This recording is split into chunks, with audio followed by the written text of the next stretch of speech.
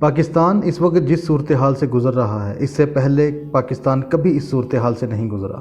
Shopping mall اور دکانوں کو سر شام بند کرنے کا آرڈر آ گیا ہے۔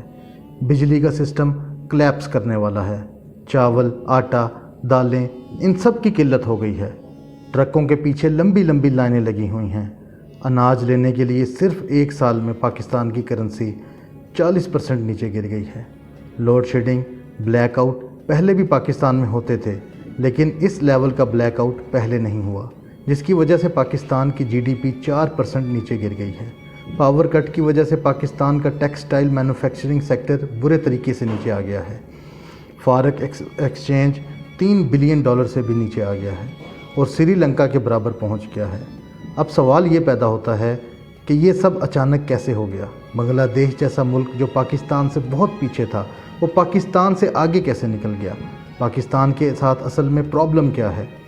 جس کو پوری دنیا میں سب سے زیادہ امداد اور قرضے ملتے ہیں، تو اتنا زیادہ پیچھے کیوں رہ گیا؟ باقی دنیا میں اور بھی غریب ملک ہیں جو پاکستان سے بہت زیادہ غریب ہیں، لیکن پھر بھی پوری دنیا میں سب سے زیادہ امداد پاکستان ہی کو کیوں ملتی ہے؟ اس سے پہلے کہ ہم تازہ صورتحال کی بات کریں کہ پاکستان کو پیسے ملنے میں دقت کیوں آ رہی ہے، IMF پیچھے کیوں ہٹ رہا ہے، یا پھر US اسٹیبلشمنٹ اور عمران خان کا کیا کردار ہے، اس صورتحال کو سمجھنے کے لیے پہلے ہمیں اس کی جڑ تک جانا پڑے گا۔ جب انڈیا اور پاکستان کی پارٹیشن ہوئی تھی تو پاکستان کو 1/3 ملٹری ملی تھی اور ریسورسز میں صرف 17% ملا تھا۔ پارٹیشن کے وقت اکنامک کنٹرول انڈیا کے پاس تھا۔ انڈیا کے پاس ٹوٹل 400 کروڑ کا تھا، جس میں سے ڈیسائیڈ یہ ہوا کہ 75 کروڑ پاکستان کو دیا جائے گا۔ 75 کروڑ میں سے 20 کروڑ اسی وقت دے دیے گئے تھے، جبکہ باقی 55 کروڑ بعد میں دینے کی بات ہوئی تھی۔ اسی وجہ سے پاکستان کی اکنامک کنڈیشن کافی خراب تھی، لیکن اس اکنامک کنڈیشن کے خراب ہونے کے باوجود پاکستان کی اسٹیبلشمنٹ بہت سٹرونگ تھی، کیونکہ قائد اعظم محمد علی جناح کی ڈیتھ کے بعد ان جیسا کوئی بھی طاقتور لیڈر نہیں آیا، اور اس دوران جو ٹیمپریری کنٹرول اسٹیبلشمنٹ کے ہاتھ میں آیا، اس پر وہ بہت انجوائے کر رہی تھی، اور پھر اس ٹیمپریری کنٹرول کی ایسی عادت پڑی کہ 30 پرائم منسٹر آئے، اور ایک بھی وزیر اعظم ایسا نہیں ہے جس نے 5 سال پورے کیے ہوں۔ کسی کو مار دیا گیا، کسی کا تختہ الٹ دیا گیا، اور جس کو مارا گیا آج تک اس کے بارے میں پتہ ہی نہیں چل سکا کہ اس کو کس نے مارا۔ عمران خان کو بھی ایک جلسے میں گولی ماری گئی، لیکن آج تک پتہ نہیں چل سکا کہ وہ گولی کس نے اور کیوں چلوائی۔ کسی بھی ملک کی ترقی کے لیے پیسے تو چاہیے ہوتے ہیں۔ اس وقت پاکستان کو ترقی بھی کرنی تھی، لیکن اس کے لیے پولیٹیکل صورتحال کا مستحکم ہونا ضروری تھا، جو آج تک پاکستان میں نہیں ہو سکا، اور اس کی کمی کو پورا کرنے کے لیے پاکستان نے امریکہ سے ہاتھ ملا لیا، اور پھر پاکستان میں ڈالر کی آمد ہوئی۔ انڈیا اور پاکستان کی آزادی کے وقت 2 سپر پاور ملک تھے، ایک امریکہ اور دوسرا سوویت یونین، جس کا ساؤتھ ایشیا میں بہت زیادہ اثر و رسوخ تھا۔ ایسے میں امریکہ پاکستان کو ایک آپشن کی طرح دیکھتا تھا۔ امریکہ افغانستان میں کنٹرول حاصل کرنے کے لیے سوویت یونین کے خلاف مجاہدین تیار کرتا ہے۔ امریکہ نے افغانستان میں اپنی ملٹری اتارنے کی بجائے مجاہدین کو تیار کیا۔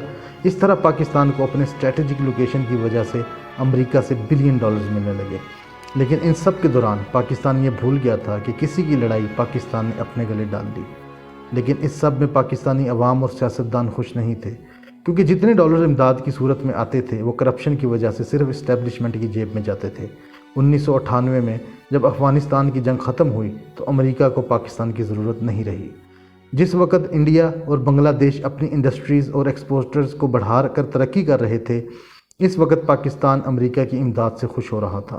جنگ ختم ہونے کے بعد پاکستان کی اکانومی کو بہت نقصان ہوا، اور امریکہ نے پاکستان کو سٹینڈ بائی موڈ میں ڈال دیا۔ 9/11 کے بعد امریکہ کو پاکستان کی پھر ضرورت پڑی، اور پاکستان کو $1 بلین دیے گئے، جس کو پاکستان اپنی معیشت کو بچانے کے لیے استعمال کرتا رہا۔ اس کے علاوہ اسٹیبلشمنٹ کے اوپر کرپشن کے الزامات لگتے رہے۔ امریکہ نے بھی کہا کہ ہمارے امدادی ڈالرز اسٹیبلشمنٹ کی کرپشن کی نظر ہو رہے ہیں، اس لیے ڈونلڈ ٹرمپ نے آتے ساتھ ہی پاکستان کے سارے امدادی بل بند کر دیے، جس سے پاکستان کی معیشت کو بہت بڑا جھٹکا لگا۔ فارن انویسٹمنٹ بھی ختم ہو گئی، اس کے ساتھ ٹورزم بھی ختم ہو گیا، اور پاکستان کی انڈسٹریز کا بھی نقصان ہوا۔ ان ساری وجوہات کی بنا پر پاکستان کی اکانومی بری طرح سے بیٹھ گئی۔ امریکہ کے پیچھے ہٹنے کے بعد چائنا کی انٹری ہوتی ہے، اور چین پاکستان کو قرضہ دیتا ہے، جہاں دنیا بھر کے ملکوں کی اکانومی تیل سے، زراعت سے، گیس سے، ٹورزم سے چلتی ہے، وہیں پاکستان کی اکانومی قرضوں سے اور امداد سے چلتی ہے۔ چین نے پاکستان میں سی پیک بنانا شروع کر دیا اور گوادر میں بھی ایک پورٹ بنانا شروع کر دیا، جس کی وجہ سے چین نے پاکستان کو $30 بلین کا قرضہ دیا۔ صورتحال یہ ہے کہ پاکستان ان قرضوں میں اور امداد پہ چل رہا ہے۔ ایک قرضہ چکانے کے لیے دوسرا قرضہ لینا پڑتا ہے اور دوسرا قرضہ چکانے کے لیے تیسرا قرضہ لینا پڑتا ہے۔ اس لیے دنیا میں پاکستان کو بھکاری کا لفظ دیا گیا ہے۔ اس ساری صورتحال کی وجہ سے سب کا فوکس پھر اس سب کے ذمہ داران کی طرف ہو گیا ہے جو پاکستان کی اسٹیبلشمنٹ ہے، کیونکہ 1947 کے بعد سے اسٹیبلشمنٹ نے پاکستان کو سب سے زیادہ رول کیا ہے، کیونکہ ان کے پاس سیکیورٹی اور فارن پالیسی کے حوالے سے بہت زیادہ پاور ہے۔ یہ جس کو چاہتے ہیں حکومت دیتے ہیں، ان کی مرضی کے بغیر کوئی الیکشن نہیں جیت سکتا۔ اسی لیے ان کے اوپر ایک بہت بڑی کہاوت مشہور ہے کہ جنگ کبھی جیتی نہیں اور الیکشن کبھی ہارا نہیں۔ پوری دنیا کا واحد ادارہ ہے جو سیمنٹ، تیل، صابن، شیمپو، کپڑے بنا کر بیچتا ہے، اور پاکستان کی ریئل اسٹیٹ انڈسٹری کو اسٹیبلشمنٹ کنٹرول کرتی ہے۔ اسی لیے جو بھی جنرل ریٹائر ہوتا ہے اس کو پلاٹ پہ پلاٹس ملتے ہیں۔ اگر ان کے ٹاپ کے آفیسرز کی دولت کا اندازہ لگایا جائے تو وہ 35,000 کروڑ سے بھی زیادہ کی ہے۔ ان کی اولادیں باہر پڑتی ہیں اور باہر ان کے گھر بار ہیں۔ جو عیاشیاں یہ لوگ کرتے ہیں عام پاکستانی سوچ بھی نہیں سکتا۔ ان کی ویلفیئر ٹرسٹ اور فاؤنڈیشن کو کوئی ٹیکس ادا نہیں کرنا پڑتا، جس کی وجہ سے پرائیویٹ کمپنی ان کا مقابلہ نہیں کر سکتی۔ ان کے پاس پیسہ بھی ہے اور پاور بھی، اور یہ پاکستان دنیا کا واحد ملک ہے جس کی عوام غریب ہے اور اسٹیبلشمنٹ امیر ہے۔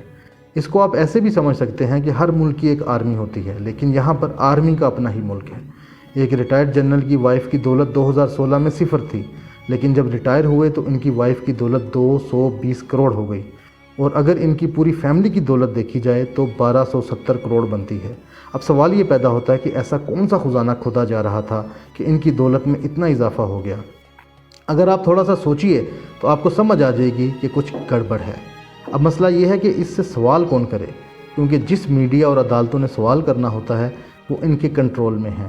ملٹیپل آبزرورز کا یہ ماننا ہے کہ اگر پاکستان کو ٹھیک کرنا ہے تو اسٹیبلشمنٹ کو سیاست سے الگ کرنا پڑے گا، لیکن اس ڈائریکشن میں کوئی بھی کام کرے تو اس کو یا تو مروا دیا جاتا ہے یا اٹھوا لیا جاتا ہے یا اس کا تخت الٹ دیا جاتا ہے۔ اس وجہ سے پاکستان کے بزنس پوری دنیا میں رسائی حاصل نہیں کر پا رہے۔ یہ پاکستان کے سب سے بڑے ریئل اسٹیٹ ڈیولپر بھی ہیں۔ پاکستان گورنمنٹ کی طرف سے ان کو فری میں ہزاروں ایکڑ زمین ملتی ہے۔ گورنمنٹ میں جو بھی ان کے حساب سے نہیں چلتا اس کو لات مار کے باہر نکال دیا جاتا ہے۔ ان کی مرضی سے ہی حکومتیں بنتی ہیں، ان کی مرضی سے ہی حکومتیں ٹوٹتی ہیں۔ جو حکومت بھی یہ بنائیں گے اس کو ان کی مرضی سے ہی چلنا پڑے گا۔ دن بدن پاکستان کی صورتحال کنٹرول سے باہر ہو رہی ہے۔ اناج لینے کے لیے لمبی لمبی لائنیں لگتی ہیں۔ بھگدڑ مچنے سے کئی لوگ اپنی جان سے ہاتھ دھو بیٹھے ہیں۔ اسی طرح پاکستان کے فارن ایکسچینج ریزرو کی حالت بھی بہت خراب ہے۔ $22 بلین سے گر کر $3 بلین کی کم ترین سطح پر پہنچ گئے ہیں، اور پتہ نہیں یہ کتنے دن تک ٹکیں گے۔ اب پاکستان کے پاس پھر وہی آپشن بچے ہیں کہ یا تو کوئی ملک ان کی امداد دے یا پھر کوئی ان کو قرضہ دے یا پھر IMF کے پاس جائیں۔ IMF سے پاکستان 13 بار قرض لے چکا ہے اور ایک دفعہ بھی واپس نہیں کیا۔ پوری دنیا میں سب سے محفوظ قرضہ کسی حکومت کو دینا سمجھا جاتا ہے، لیکن پاکستان میں ایسا نہیں ہے۔ یہاں پہ حکومت کو قرضہ دینا کسی خطرے سے خالی نہیں، کیونکہ واپس نہیں ملتا۔ پاکستان کی عوام کو بہت الگ لیول پہ لوٹا جا رہا ہے، کبھی ڈیم فنڈ کے نام پر تو کبھی پاکستان ایئر لائن کا CEO پاکستان کا جہاز یورپ میں جا کے بیچ دیتا ہے۔ جو قرضہ اور امداد پاکستان کو باہر سے ملتی ہے وہ پاکستانی عوام تک پہنچتی ہی نہیں، وہ سیاستدان اور اسٹیبلشمنٹ کی جیبوں میں جاتی ہے۔